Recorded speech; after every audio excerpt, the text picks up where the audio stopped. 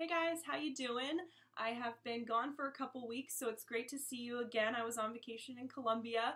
Thank you to everybody who supported us on our exciting adventure.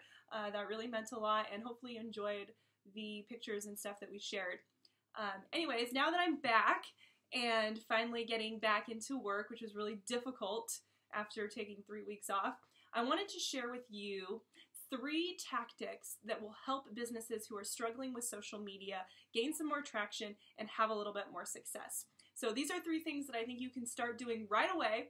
They're pretty simple, but that will really dramatically increase your effectiveness. So let's dive in. Tip number 1 is to tell an out-of-the-box story. So what I mean by that is some of us are not in these super exciting industries like maybe health and fitness or something like that, where there's all types of great content out there and available to be created and curated. Maybe our industries are maybe a little bit more boring. So we've got to think of out-of-the-box ways to tell a story about who we are that's going to get people engaged. Now, an example of how you do this is through creating something that I call shoulder niche content. And what this is it's content that it is related to what you do and can tie back into what you do, but doesn't exactly say who you are, what you're doing, and your value proposition. An example of this would be if, say, you're in the real estate industry.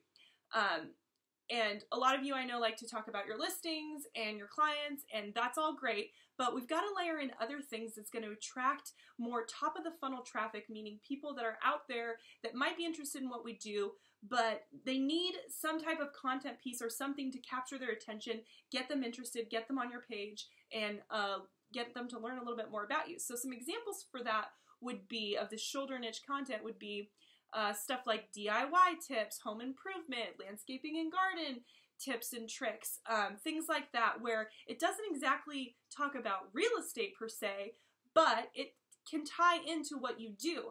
And the goal with this is to think about who you're trying to reach on social media, who your customer is or your client is, or your ideal client, and you're going to try to come up with this content that would be appealing and interesting to them, but also relates back to what you do. And again, like I mentioned, this is that top of the funnel traffic that's going to encourage people to share it and is going to get you out and in front of new people and get those people on your page so that you can be introduced to them and hopefully start a relationship with them. This isn't content that's going to get you a referral or business right away. It's more of something that needs to develop over time. But you've got to have a mix of that on top of everything else that you're wanting, that you're doing as far as referrals and working with your existing clients in order to grow your presence online. Okay, my next tip for you is to deliver a quick call to action via your micro content. So micro content is a smaller piece of content that's either educational, entertaining, but basically something that's a quick snippet of content, not like a long blog post or what you would typically find on a website. So why micro content is so big and so important nowadays, and social media is a great vehicle for your micro content, is because people have a very short attention span. A lot of studies suggest that most people spend less than 10 seconds on a website. 10 seconds, people, that's the attention span, which last time I checked is just a little bit more than a goldfish. So we really need to get to the point, and we need to get to it quickly, and we need to capture people's attention because we only have it for a very, very small point of time. And especially with everything that's out there these days, it is so competitive. We have to compete so hard for people's attention. So when we do finally get it, we need to make a point quick, and we need to have a clear call to action.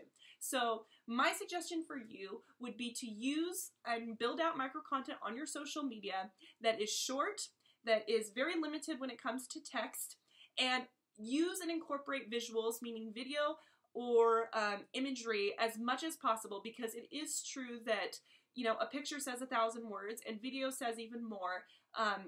So making sure that you're including all this in your content and really trying to downsize the size of the content is going to be huge, and it's going to really help you get to the point quicker, appeal to more people, and because the last thing you want to do is spend a lot of time on creating a content piece and then nobody even makes it to the point where you ask them to do anything. So I know we're concerned about being overly promotional on social media, and that is a valid concern, but we do need to make sure that we have some type of clear call to action within our content.